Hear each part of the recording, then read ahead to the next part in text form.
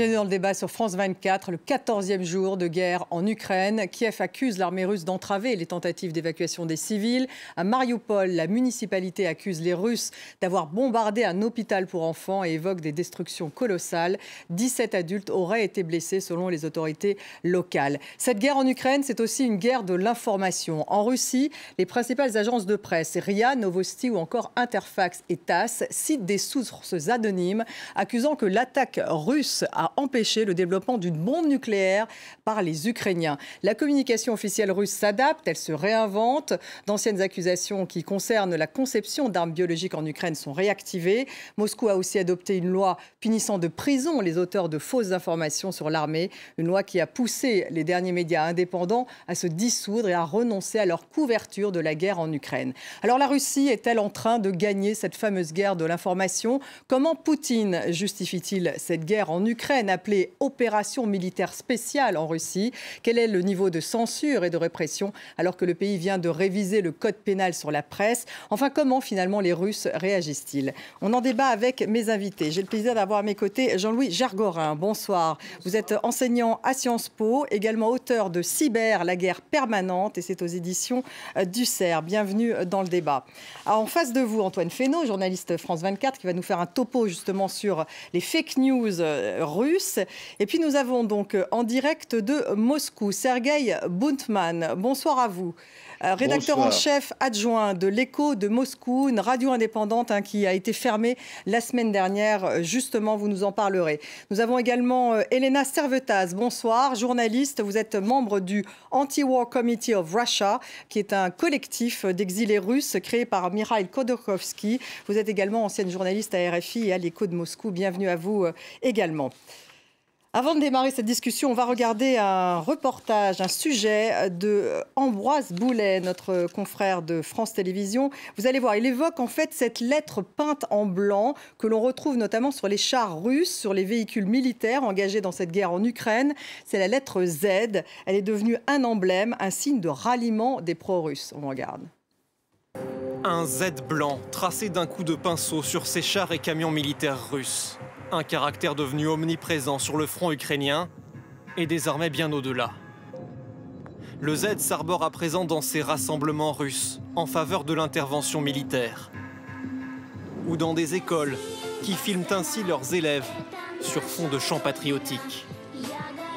Mais aussi à l'international, sur le maillot de ce jeune athlète russe au mondial de gymnastique artistique ce week-end au Qatar. Ce simple Z est devenu un message politique pro-Poutine sur les réseaux sociaux.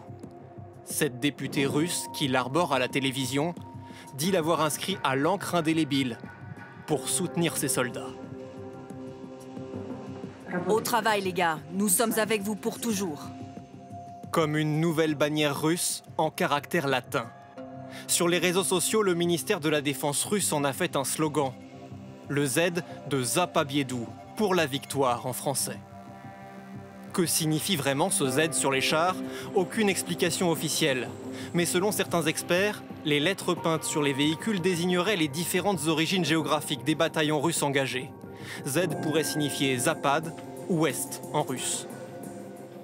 Les équipements ukrainiens et équipements russes se ressemblent beaucoup, donc je pense que c'est un signe pour les différencier.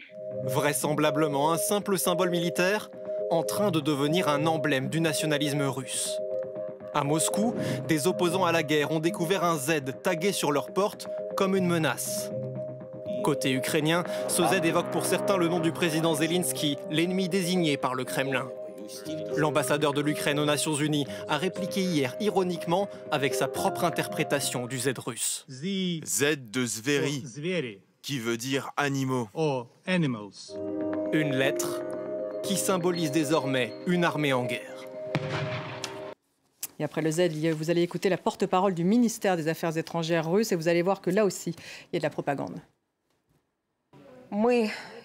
Nous confirmons avoir découvert lors de l'opération militaire spéciale en Ukraine qu'une purge urgente des programmes biologiques militaires avait eu lieu de la part du régime de Kiev. Cela a été réalisé par le gouvernement ukrainien avec le soutien financier des États-Unis. Bien sûr, cela n'a rien à voir avec l'utilisation pacifique prévue à des fins scientifiques pour la paix et le développement. Sergueï Boutman, vous qui êtes avec nous de Moscou, rédacteur en chef adjoint donc de l'Écho de Moscou, votre radio vient d'être fermée. On peut dire que c'est une sorte de point d'orgue de cette propagande russe, de cette vérification justement du côté du pouvoir russe des informations. Censure. Oui, vous savez, ils ont commencé il y a assez longtemps et cette propagande augmente.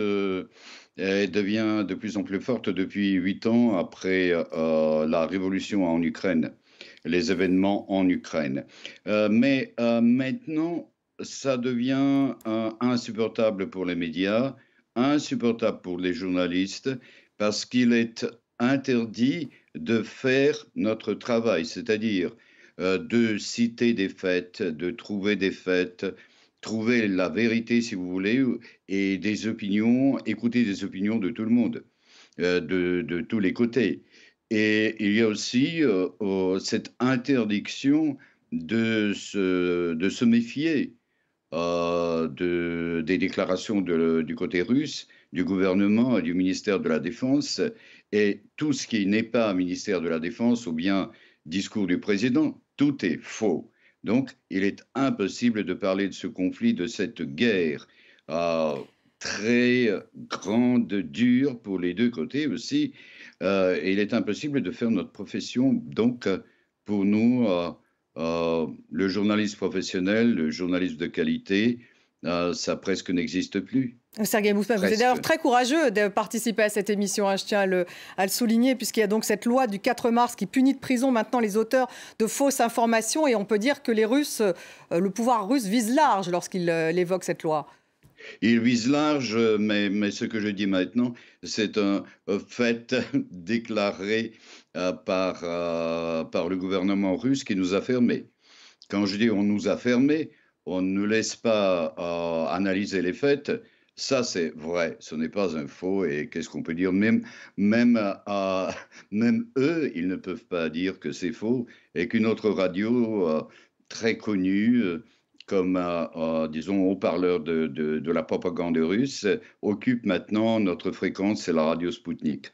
Voilà. Elena Servetaz, vous faites partie, vous, du comité Anti-War Committee of Russia, donc vous êtes avec nous à Genève. Vous connaissez bien sûr, la répression autour de l'information en Russie, mais donc avec cette guerre, il y a une propagande supplémentaire qui est passée à un autre niveau, comme a pu le dire Sergueï Boutman. Oui, Serge a bien mentionné certaines choses qui étaient insupportables pour les journalistes et ça a commencé bien avant le 24 février quand le monde entier enfin se réveillait. Moi, j'étais aussi la rédactrice en chef d'un média qui était fondé par Mikhail Khodorkovsky et il a été obligé de fermer plusieurs médias en Russie parce qu'on risquait tout d'abord de porter une sorte d'étoile jaune comme un agent étranger. C'est très mal vu en Russie. Et maintenant, pour diffuser une simple information, il faut tout d'abord dire que cette information provient d'un média qui est reconnu en tant qu'agent étranger.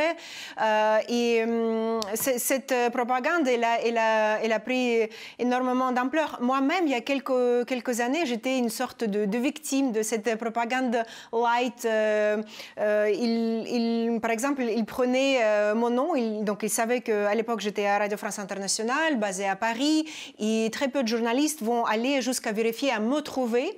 Et donc ils ont véhiculé une information sur le site, c'était le site de chaîne Zvezda, très patriotique, avec le discours très dur. Et il disait que le premier ministre ukrainien dit à une journaliste française, Elena Servetaz, comme quoi Yulia Tymoshenko voulait avoir les relations sexuelles avec lui. Donc à l'époque, c'était Yatsenyuk, si je me souviens bien. Et donc tous les médias de Kremlin, de propagande, ils ont réécrit cette news en me citant en tant que source. Évidemment, à aucun moment je parlais avec des dirigeants ukrainiens, mais vous voyez, c'est comme ça qu'on fonde des fake news et c'est très vite prend une forme d'une boule de neige que personne n'arrête. Donc il fallait que moi-même et Radio France Internationale lancent un statement comme quoi c'était jamais produit et c'est des fausses informations. Mais c'est de plus en plus dur de contrôler des choses qui proviennent de l'autre côté. Par exemple, évidemment, il n'y a pas longtemps, il y a 2 jours, je crois, Emmanuel Macron, il a parlé avec le président russe pendant 45 minutes. Et donc, moi, j'ai eu le droit d'écrire, de citer bien les sources d'Élysée, que Vladimir Poutine parviendra à ses buts soit par la voie diplomatique, soit par la guerre. Alors que mes collègues, Alexei Venediktov notamment, qui, je souligne, il a une décoration de Légion d'honneur de la France. Donc lui, il était obligé de dire par la solution de force, parce que ce mot-là, en Russie, est interdit. On ne peut pas parler de guerre, Jean-Louis Gergorin, en Russie aujourd'hui. Ça fait partie effectivement de cette propagande. On ne parle pas du tout d'un acte de guerre, mais d'un acte, comment le cite le Kremlin, c'est vous le savez, une opération militaire spéciale. Voilà, une opération militaire spéciale, ça c'est le terme exactement utilisé par le Kremlin dans le cadre justement de cette propagande. Est-ce que ça vous a surpris, vous qui connaissez bien ces guerres informationnelles, Jean-Louis Gergorin? Franchement, là, on peut dire qu'on est monté d'un cran en plus avec cette loi du 4 mars qui condamne donc à 15 ans de prison la moindre, je dirais, déviation de cette politique du Kremlin. Oui. La guerre informationnelle, vous savez, c'est vieux comme l'histoire humaine. Ça a commencé avec une intoxication qui était celle du cheval de Troie. Oui. Donc la différence majeure actuellement, c'est le numérique. Parce que le numérique, ça permet de répercuter, de démultiplier dans des proportions gigantesques une nouvelle aussi absurde soit-elle. Et je voudrais simplement citer un classique français, c'est une citation de Beaumarchais, « Calomnier, calomnier, il en restera toujours quelque chose ». Et quand vous répandez à des centaines de milliers ou des millions d'exemplaires, si on peut dire, un mensonge, eh bien, il y en a forcément, ça sera la vérité pour une partie de ceux qui y auront été soumis. Et d'ailleurs, Vladimir Poutine me semble censurer maintenant, couper Facebook, l'accès à TikTok, l'accès à tous ces réseaux sociaux. Vous me confirmez ça, Antoine Fesneau? Oui. Facebook a effectivement intégralement et Twitter en partie. Il me semble que Twitter, c'est en partie. Alors, vous allez nous parler justement d'un exemple de propagande, Antoine, fait avec les Ops de France 24. D'abord à Kherson, la première ville à être tombée aux mains des Russes. Oui, absolument. Une infox, une sorte de désinformation qui a cette fois été mise en scène par une chaîne d'information en continu russe. C'est un reportage issu de cette chaîne qui s'appelle Vesti 92. Vous l'apercevez ici, j'en ai sélectionné quelques extraits pour vous. Reportage donc tourné à Kherson sur la chaîne qui est basée à Sébastopol et qui a été donc diffusé le 7 mars. Alors qu'est-ce qu'on y voit? Vous voyez une distribution de camions arrivés à Kherson, distribuer des colis d'aide alimentaire à la population. Et vous allez apercevoir, on va le voir un petit peu après, une dame qu'on va voir à l'image et cette dame-là exactement qui nous explique qu'elle ne trouve rien au magasin mis à part des bonbons et qu'elle a dû payer une très forte somme pour un peu de beurre et de fromage. Le problème, eh bien, c'est que cette présentation de la réalité est trompeuse. Des habitants de Kherson, eux aussi, ont filmé cette distribution de colis alimentaires. Je vais vous le montrer sur la petite tablette que j'ai devant moi. Voilà ici, ça c'est une vidéo amateur qu'on a pu, nous, aux Ops, vérifier la provenance. Elle a bien été tournée le même jour, au même endroit. Et donc, elle montre donc, vous le voyez bien, ces mêmes camions. En revanche, ce que le reportage russe ne montre pas et que l'on voit ici, je ne sais pas si vous le voyez, ce sont ces soldats russes que l'on voit ici qui encadrent donc cette distribution de colis alimentaires. Et on retrouve justement, vous le voyez avec la parka ici et le col en fourrure, cette dame qu'on a vue dans le reportage. Donc on peut bien confirmer que cette vidéo a été tournée le même jour, au même endroit. Une autre vidéo, elle, est encore plus explicite. Vous voyez, on revoit encore les soldats russes qui encadrent donc cette distribution où il y a effectivement assez peu de monde. Une autre vidéo qui a été tournée là encore le même jour est encore plus explicite, je vous le disais. Là, ce qui est intéressant, c'est qu'elle nous présente cet homme. Vous le voyez, donc là, les forces russes. Alors, je ne sais pas si je vais pouvoir vous le remontrer. Voilà, vous voyez, donc là, on voit le reporter, vous voyez au milieu de la chaîne Vesti 92, encadré donc par des soldats russes, armes au poing. Là où c'est encore plus intéressant, c'est qu'on va voir un petit peu plus loin. Je ne sais pas si vous allez le voir, si la vidéo veut bien répondre. On va voir un homme. Hop, si la tablette veut bien répondre, encore une fois, c'est tout. Voilà, un homme qui est un peu plus loin, qui lui, voilà, qu'on voit ici légèrement sur l'image à droite, qui va interpeller la population et il va demander qui veut l'aide humanitaire des envahisseurs. Alors on entend alors quelques huées des Ukrainiens qui sont présents, ils sont hués, des cris, je vous précise d'ailleurs, qui ont été enlevé au montage du reportage tourné par Vesti 92 et qui a été recouvert plusieurs fois par des morceaux de son répétés. On connaît bien ça, nous, en télévision. Un petit morceau de son que l'on répète plusieurs fois quand il n'y a pas d'ambiance, par exemple, pour le couvrir. Et bien là, ça a été utilisé à des fins pour tromper sur la réalité du son. Enfin, dernier élément qui prouve que ces Russes n'étaient pas reçus en sauveur. Vous voyez cette publication sur Instagram. Là, encore une fois, c'est à Kherson. Et vous voyez qu'effectivement, ces Russes n'étaient pas bien reçus, si l'on peut dire, parce qu'il y avait une foule qui brandissait des drapeaux ukrainiens, donc qui brandissent ces drapeaux, signant encore d'une certaine forme de rejet de cette arrivée soudaine de l'aide alimentaire. Ensemble, vous l'avez compris, là, on est sur un exemple de désinformation classique, Stéphanie, c'est-à-dire qu'à la base, on a de vraies images, une réalité, mais qui est tronquée et qui est présentée hors de son contexte original. Alors, les reporters ont-ils agi sur commande ou par conviction? La question, là, elle reste sans réponse, en revanche. Propagande russe qui touche de plus en plus les jeunes. C'est des influenceurs russes qui justement jouent à truquer, à faire de la propagande. Oui, absolument. Et cette fois, cette propagande, elle est claire, elle est loin d'être subtile, c'est le moins que l'on puisse dire. Elle est l'œuvre d'influenceurs russes sur TikTok, réseau très utilisé par les plus jeunes. Tous ont publié sur le hashtag Ensemble pour la paix, je le traduis car c'était en russe, des vidéos similaires avec le même mot ou presque. Sur le forum Reddit que je vous montre à l'écran, des utilisateurs en ont fait une compilation. Alors je ne sais pas si on va pouvoir l'entendre, je mets un petit peu de son. Voilà, voilà, écoutez bien.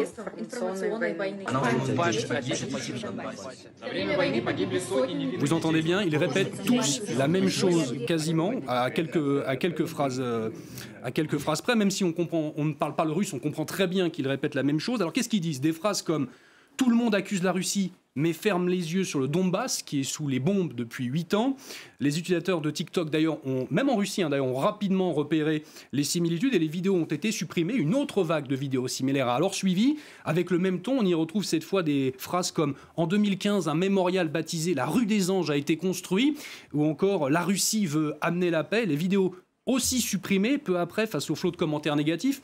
Certains influenceurs ont d'ailleurs même publié des captures d'écran affirmant avoir reçu des propositions financières pour diffuser ce message. Là encore, la désinformation, elle est pure et simple. Ce qui compte, en revanche, c'est la masse dans la désinformation russe et pas la crédibilité. Stéphanie, c'est intéressant. Ça a été relevé d'ailleurs par le think tank américain Atlantic Council, dont je vous montre ici un petit extrait, qui a d'ailleurs enquêté sur cette guerre hybride dont Jean-Louis Gergorin évoquait un petit peu plus tôt. Et je vous conseille d'ailleurs cette publication. On y retrouve, là encore, des accusations qui ont été employées par les autorités russes pour justifier la guerre, notamment les accusations de néo-nazis. C'est une technique qui a déjà été employée par la Russie. C'était en Ossétie du Sud cette fois. Merci Antoine. Sergueï Boutman, est-ce que vous pouvez réagir justement? Est-ce que cette propagande est encore plus facilitée justement par les réseaux sociaux? Mais ce qui est paradoxal, c'est que, si je comprends bien, le régime, là, Vladimir Poutine a interdit l'utilisation de Facebook. Donc c'est ambivalent finalement les réseaux sociaux dans la propagande. C'est à la fois un moyen de contourner la télé d'État russe quand on veut s'informer, et c'est en même temps un moyen de propagation très forte de la propagande. Voilà, c'est pourquoi j'ai quelques doutes sur l'utilité, par exemple, l'utilité des interdictions occidentales sur YouTube, qui ont, par exemple, pour nous, c'est un moyen de diffusion. Et aussi la monétisation en Russie du YouTube, ce n'est pas pour la propagande. Il touche beaucoup ceux qui travaillent à la télévision d'État. Mais pour nous, il est très difficile d'exister comme on va le faire depuis demain. L'équipe d'Écho de Moscou va exister sur une chaîne YouTube. Et voilà, c'est en même temps, ils veulent s'emparer de ce réseau de communication. Et en même temps, la Russie interdit disons, des discussions sur YouTube. Ils ne peuvent pas le faire. Ils peuvent seulement dissoudre les équipes. Et au niveau international, ils nous mettent, par exemple, dans un état quand nous sommes financièrement, matériellement incapables de travailler sur YouTube qui pourrait être vu en Russie et à l'étranger. Je pense que le président Poutine ne comprend pas ce que sont les réseaux sociaux. Il ne connaît pas l'Internet, pas du tout. C'est pourquoi tous ces mouvements de restriction et de censure étaient sporadiques, très mal élaborés, mais ils ont appris quelque chose, Poutine et son équipe. Maintenant, ça devient de plus en plus dur et un peu plus savant. Ils savent lire, ils apprennent à lire nos textes dans les réseaux sociaux et nos vidéos sur YouTube, les analyser et puis persécuter les gens eux-mêmes, les auteurs, les administrations des chaînes. Voilà, ce que vous avez remarqué, cette volonté d'utiliser les réseaux sociaux pour la propagande. Il y a des bots, il y a du trolling partout, il y a des écoles, des commentaires, mais ce sont des attaques psychologiques. Et maintenant, il passe aux attaques, je dirais, plutôt pénales et physiques. Pénales et physiques, justement, donc c'est un autre cran, si je puis dire. Oui. Plus dangereux pour vous encore. Oui, pour tout le monde, parce il y a des journalistes professionnels, il y a aussi des activistes, il y a aussi des gens qui veulent tout simplement communiquer et s'exprimer et réfléchir à quelque chose, réfléchir à ce qui se passe. Parce que à la télévision classique, à la télévision de propagande, il y a les gens qui regardent et qui écoutent et qui ne participent pas et qui boivent, si on peut le dire, toute cette propagande et la conservent pour toujours. Ce sont des spectateurs passifs. Et là, c'est toujours la communication. Et qu'est-ce qui représente, pardonnez-moi, Sergueï Boutman, combien de Russes boivent cette propagande? C'est quoi, les 2/3 des Russes qui sont sujets à ce lavement, en fait, ce lavement de cerveau, on peut dire? Vous savez, c'est très difficile de dire parce que la sociologie, c'était l'une des premières victimes de cette propagande. Les vrais sondages, les sondages véridiques n'existent presque pas. Et puis, des gens qui répondent, qui perdent cette habitude qui est née dans les années de la perestroïka, de répondre franchement et dire ce qu'ils pensent. Les gens se méfient, les gens sont effrayés parfois, ou bien pour eux, être loin de la politique, pour eux, c'est soutenir l'État. Vous savez, ce paradoxe existe. Pour eux, c'est soutenir le président et on est tranquille. On peut vivre sa vie. Ce sera presque impossible sous les sanctions maintenant, dans quelques temps. Oui. Mais c'est la zone du confort, être avec la majorité et former la majorité. Parce qu'il est impossible maintenant de ne pas avoir d'informations. Avec 2 ou 3 mouvements, on peut avoir toute l'information voulue, de toutes les sources du monde. Mais plus aujourd'hui avec les nouvelles mesures. Oui, même aujourd'hui, on peut regarder, on peut puiser de l'information. On peut aller sur les sites ukrainiens, on peut aller sur les chaînes ukrainiennes, on peut aller sur les chaînes occidentales. En dépit, est-ce qu'ils pensent si on ferme le bureau de la BBC en Russie, personne ne lira BBC? Ceux qui ont lu liront. C'est cette difficulté pour les journalistes, pour les auteurs et pour les auditeurs et les spectateurs, c'est, je pense, ce conformisme, cette recherche du confort psychique, et que c'est là, je pense, la plus grande cause de ce support à la guerre, de cet amour de la propagande. Ça devient une passion pour des gens. Elena Servetas, on a vu d'ailleurs que Vladimir Poutine s'est beaucoup mis en scène au moment juste avant cette guerre. Même vendredi dernier, on le voyait lors d'une rencontre avec des hôtesses de l'air et il a évoqué la présence de combattants qui étaient venus du Moyen-Orient. Il assurait que les Ukrainiens opposés à la guerre, justement, étaient exécutés par les leurs. Donc il inversait le discours. Oui, Vladimir Poutine, c'est un maître de communication de ce genre, tout d'abord. Et d'ailleurs, dans les réseaux sociaux qui sont encore utilisé par les Russes via VPN, donc le sorte de codage qui trompe les récepteurs sur place, comme si vous vous trouvez non pas en Russie, mais en France ou en Suisse, par exemple. Donc ce décor-là autour de Poutine, déjà ils ont dit que sûrement il était filmé sur Chroma Key. On voyait la même table de Vladimir Poutine qu'il a utilisée avec Emmanuel Macron, et mais autour de lui, il y avait des jolies jeunes femmes qui, dans les réseaux, ils sont aussi ont mis en doute est-ce que ces hôtesses de l'air, elles étaient à côté de lui ou pas. Mais Serge, il a bien dit qu'il y a une sorte de boule, une bulle plutôt, des gens qui réceptionnent la vraie information. Il y a d'autres qui boivent, mais moi je dirais même pas boivent, mais ils sont en train d'avaler. C'est parce que c'était tellement mâché, remâché, il ne reste qu'à avaler. Et ces deux bulles, c'est tellement stupide de fermer les réseaux sociaux parce qu'ils se connaissent pas, ils se mélangent pas. Et même on dit qu'à Moscou, partout en Russie, il est très facile de distinguer quelqu'un qui reçu les vraies informations. Son visage, il va être gris, triste, tout pâle. Et tu vois tout de suite qu'il a lu les news qui sont provenues de l'Ukraine. Et les autres, ils vont continuer à vivre la vie normale, prendre leur petit déjeuner, discuter comme si rien n'était. Et aussi, Serge il a mentionné une chose très importante, je trouve, c'est ce confort psychique. J'ai plusieurs amis qui m'écrivent, mais ma maman, elle a regardé les news à la télé, elle comprend rien ce qui se passe, comment je peux l'expliquer? Ma réponse est simple, tu peux pas l'expliquer. Pendant des années et des années, tu étais formé à cette...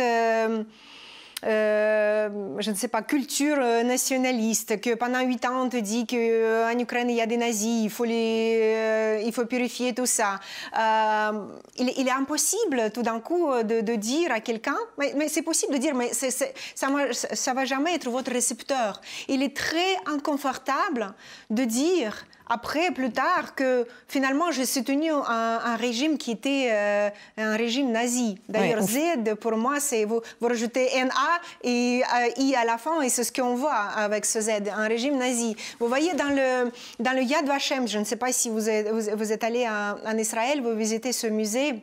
Je vais faire participer Jean-Louis Gergorin, pardonnez-moi Elena, parce qu'on n'a plus beaucoup de temps. Oui. Jean-Louis Gergorin, j'aimerais bien que vous réagissiez justement à ce que vient de dire Elena Servetas et même Sergueï Boutman sur cette espèce de passivité finalement de tous ces Russes qui sont alimentés par cette propagande depuis des années. Et puis vous avez également un point de vue sur le cyber qui finalement aide encore à cette propagande. Non, moi ce que je crois, c'est qu'il y a eu les stratèges et les analyses politiques officielles ou des services de renseignement russes ont été probablement parmi les premiers au monde à réfléchir et à passer d'ailleurs de la théorie à la pratique à une utilisation offensive des moyens numériques dans ce qu'ils appellent, d'ailleurs vous pouvez vous référer à aux différentes stratégies de sécurité nationale russe, dont la dernière est parue en juillet dernier, approuvée par Vladimir Poutine. C'est la notion de confrontation informationnelle. Et la confrontation informationnelle, confrontation dans l'espace informationnel, pour les stratèges russes, c'est à la fois la cybersécurité, c'est-à-dire les attaques contre les systèmes informatiques, contre les logiciels, ce qu'on appelle le hacking, l'intrusion informatique, mais c'est aussi la manipulation de l'information. Et ça se mélange maintenant pour des raisons techniques. Vous avez par exemple, je vais être très concret et très actuel, vous avez eu le 27 février dernier, la cellule de sécurité informatique, de sécurité de Facebook, a publié un avertissement sur le fait qu'ils avaient fermé 40 comptes Facebook et Instagram qui étaient à la fois non authentiques, c'est-à-dire complètement inventés avec des affiliations n'existant pas, qui répandaient de la propagande parfaitement concertée entre ces différents comptes, qui renvoyaient à d'autres réseaux sociaux, à YouTube en particulier, qui a été évoqué. C'était très organisé. Alors, ils ne touchaient pas beaucoup de monde, mais ils ont quand même touché directement. Après, ça pouvait être répercuté, on n'en sait rien. 5000 comptes en moyenne, ce n'est pas énorme, mais c'est quand même, ça signifie quand même un impact, et ça dépend qui le ciblait aussi. Et dans ces comptes, il y avait le mélange de fausses informations et de techniques. Exemple de technique, ces comptes du temps de l'affaire de l'élection américaine, c'était les trolls. On en parlait des trolls de M. Prigogine à Saint-Pétersbourg. Mais maintenant, les trolls sont des robots. Ils sont inventés par un procédé informatique et d'intelligence artificielle complexe qui s'appelle les deepfakes. C'est-à-dire on génère des personnes qui n'ont jamais existé, mais qui ont des profils tout à fait vraisemblables, des personnalités. Tout est entièrement robotisé. Et ça, les Russes parviennent très bien à l'utiliser. Cette technique des deepfakes, elle est répandue maintenant dans le monde entier. Il y a plein de communications scientifiques, y compris certaines de très, très, très bonne qualité théorique de l'Institut de technologie Skolkovo, qui est une grande maison de scientifiques universitaires. Mais il y en a en Occident, il y en a partout. Alors, qu'est-ce qui distingue justement la Russie et l'utilisation de ces instruments par la Russie des autres pays ? Ce qui distingue, c'est d'abord, si vous voulez, comme toujours en Russie, il faut être objectif, l'attaque commence et est présentée comme une défensive et elle est perçue, probablement par pas mal de gens de bonne foi, comme une contre-offensive. Et le traumatisme initial pour les dirigeants russes, ça a été les révolutions de couleur. Et pourquoi ? Qu'est-ce qui s'est passé dans les révolutions de couleur et surtout encore plus dans les révolutions du printemps arabe ? C'est l'utilisation d'Internet à ses débuts pour la révolution de couleur et ensuite des réseaux sociaux pour les révolutions du printemps arabe. Et ça les a traumatisés et ils ont perçu un complot occidental. Je me souviens d'un discours de Medvedev qu'on présente comme une colombe, ce qui n'est peut-être pas tout à fait le cas, mais en tout cas, quand il était président, dénonçant le rôle de Google dans l'organisation du printemps arabe et en disant que tout ceci était une répétition pour déstabiliser le régime russe. Et c'est ça leur perception. Et à partir de ce moment-là, vous avez un texte que je recommande à tous ceux qui étudient cette stratégie de guerre informationnelle, de confrontation informationnelle, qui est un article publié par le général Gerasimov, l'actuel toujours chef d'état-major. Il venait d'être nommé à l'époque, en février 2013, et qui dit que désormais, la guerre se gagne avant la guerre dans la confrontation informationnelle qui offre de larges possibilité de victoire asymétrique. Et justement, alors est-ce que Poutine la gagne, cette guerre ?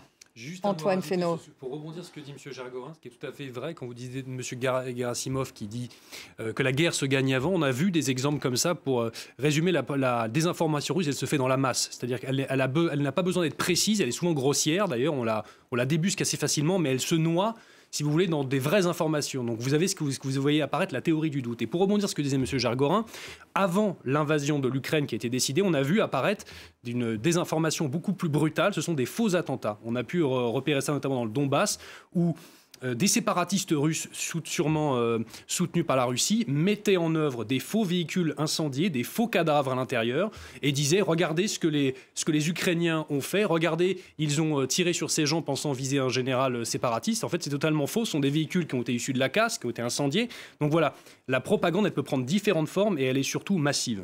Elle est massive. Sergueï Boutman, vous êtes d'accord avec ça ? Oui. Est-ce que Vladimir Poutine est en train de gagner la guerre informationnelle ? Vous savez, je ne sais pas. Je ne sais pas, je n'ai pas cette impression. Peut-être à l'intérieur du pays, mais ça ne se décide pas à l'intérieur de la Russie pour le moment. Mm-hmm. Il y a le facteur de l'Ukraine, du peuple ukrainien, de l'armée ukrainienne, qui n'a pas joué le rôle qui a été écrit dans le scénario au Kremlin, qui a joué un autre rôle. Il y a, vous voyez, comme chez Shakespeare, vous voyez deux portraits, deux présidents. Vous voyez l'un qui est derrière ces tables extra longues, et l'autre qui paraît tous les jours et dit des choses qui dit des choses aux Ukrainiens et aux Russes aussi. Nous voyons il n'y a pas eu en Ukraine de cette propagande anti-russe. Il y en a eu, mais il n'y en a pas eu de cette ampleur de propagande. Et je pense que maintenant, avec ces personnages qu'on voit sur les réseaux ukrainiens, on voit que ce sont des personnes vraies, intègres, comme par exemple le gouverneur de Nikolaïev, quand il ne dit pas encore bonne nuit aux habitants de la ville, personne ne se couche. Il est adoré par les gens. Et voyez, je pense que peut-être c'est match nul pour le moment. Match nul. Pour le moment. Mais je pense que l'Ukraine, il y a aussi, on peut employer toutes les technologies sophistiquées. Mais vous savez, mais il y a la franchise aussi et l'honnêteté qui compte finalement. Voilà. C'est un message d'espoir là qu'on a avec vous. C'est un message. Vous savez, finalement, personne ne sait combien ça va durer, mais regardez les deux informations et les deux propagandes. Elles sont très différentes des deux côtés. Elena Servetaz, est-ce que Vladimir Poutine va gagner cette guerre informationnelle qu'il entretient, on l'a vu avant, pendant? Je suis d'accord avec Sergueï, en tout cas pas en dehors de la Russie, parce que le monde entier, tout d'un coup, il a découvert le président ukrainien qui a beaucoup de courage. Et c'est un adorable... c'est un homme adorable avec sa famille qui reste de toute manière en Ukraine. Et d'ailleurs, parlant entre eux, dès que je poste par exemple quelque chose, une petite info sur Zelensky, tout d'un coup, il y a 20-30 personnes qui vont faire le même commentaire. Il a déjà quitté l'Ukraine, pardon, il y a longtemps, mais lui, il continue à nous enregistrer les vidéos de Kiev, qu'il est bien sur place. Moi, je pense que c'est nous qui avons perdu cette guerre d'information en France en laissant les médias comme Russia Today de travailler librement, malgré le fait que... alors là, ils ne peuvent plus diffuser, Macron, vous le savez, Russia Today. Oui, mais c'est bien beaucoup plus tard. C'est bien trop tard. Donc il a fallu faire ça avant. Même comme les sanctions, elles viennent beaucoup trop tard finalement. Il a fallu penser à ça en 2014, comme maintenant François Hollande nous a dit que Vladimir Poutine ne comprend que les solutions de force, mais c'est lui qui était au pouvoir à cette époque-là. Il a rien fait. Nous n'avons rien fait en tant qu'Occident. Et justement, ce que les Ukrainiens nous rapprochent aujourd'hui, à nous, je dis, à nous, sur nos collectifs, à l'Ouest, il n'y avait aucune réaction correcte à ce qui s'est passé. Et aux Russes, ils rapprochent une chose, que nous sommes en train de supporter plus de 20 ans un seul homme au pouvoir qui le fait maintenant vivre les misères, qui tuent leurs enfants, leurs pères et voilà, leurs parents. Jean-Louis Jargorin, est-ce que vous pensez, vous, que Vladimir Poutine va gagner cette guerre informationnelle? Elle l'a déjà gagnée à l'intérieur, en tout cas du pays, et peut-être à l'extérieur, ou est-ce qu'effectivement il y a une résistance très forte qui fait que cette propagande ne prendra pas? Moi, je pense que la priorité pour lui, c'est de la gagner à l'intérieur. Il ne faut quand même pas oublier ce que je disais tout à l'heure. L'objectif, l'obsession, c'est la conservation de son pouvoir. Et si vous voulez, dans lui-même et son équipe, probablement il y a un mélange de bonne foi et d'intérêt totalement égoïste et cynique. Mais vous savez, c'est toujours pareil pour tous les hommes d'État et les gens au sommet. Ils mélangent leur intérêt général et l'intérêt de leur pays. Ils pensent qu'ils ont le meilleur régime pour la Russie, que la Russie ne peut être gouvernée que de cette façon. Et donc, il est essentiel d'éviter une déstabilisation. Et donc, le combat intérieur pour la Russie qui est évoqué est essentiel. Et ils vont tout faire pour le gagner, notamment sur le front informationnel. Ensuite, déstabiliser leurs adversaires, en Ukraine au premier chef, et puis en Occident, dans le monde en général, c'est un deuxième cercle. Mais la priorité, c'est... Ils ont une force de frappe très forte tout de même, justement, à l'extérieur.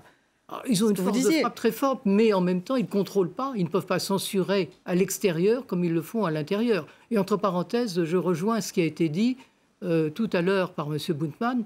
Je ne suis pas sûr que l'idée de YouTube de se faire harakiri soit l'idée du siècle. Je pense qu'ils ont rendu un grand service à M. Poutine parce qu'ils l'ont évité d'avoir à l'interdire. Ce qui est quand même assez absurde quand on y réfléchit. Sergueï Buntemann, peut-être un mot de conclusion. Justement, on a terminé... cette émission, il reste 20 secondes. Vous savez, demain, l'équipe d'Écho de Moscou reprend ses émissions sur YouTube. On ne cède pas. Voilà. On ne se rend pas. Voilà. Merci. d'avoir été avec nous, Sergueï Boutman. Merci. Merci Elena Servettaz, vous étiez avec nous en direct de Genève. Merci Antoine. Antoine Fesneau, journaliste à France 24. Merci à vous, Jean-Louis Gergorin. Merci à vous tous de nous avoir suivis. Restez avec nous sur France 24. Merci.